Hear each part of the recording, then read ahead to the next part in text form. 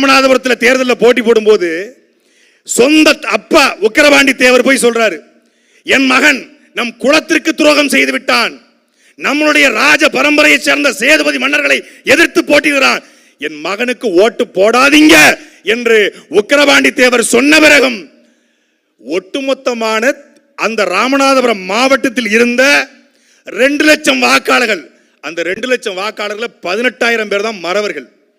அந்த 2 லட்சம் வாக்காளர்களில் பெரும்பான்மை தேவேந்திரகுல வேளாளர்கள், நாடார்கள், கோணார்கள், செட்டியார்கள், பிள்ளைமார்கள், வளையர்கள், இஸ்லாமியர்கள் எல்லோரும் சேர்ந்து எங்கள் வீட்டு பையன் தேவர் திருமகன் என்று வாக்கு செலுத்தித்தான் அவரை அனுப்பி வைத்தார்கள் என்றால் அவர் எப்படி சாதியவாதியாக இருக்க முடியும்?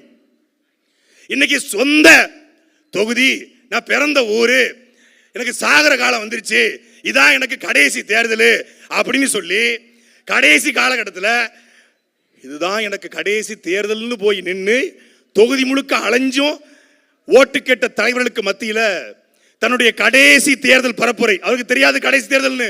ஆனால் 1962ஆம் ஆண்டு ஜனவரி மாதம் 14ஆம் தேதி மதுரை தமுக்க மைதானத்திலே தேவர் திருமகனார் பேசிய உரை இன்றைக்கும் சமூக வலைதளத்திலே இருக்கிறது. போய் பாருங்க.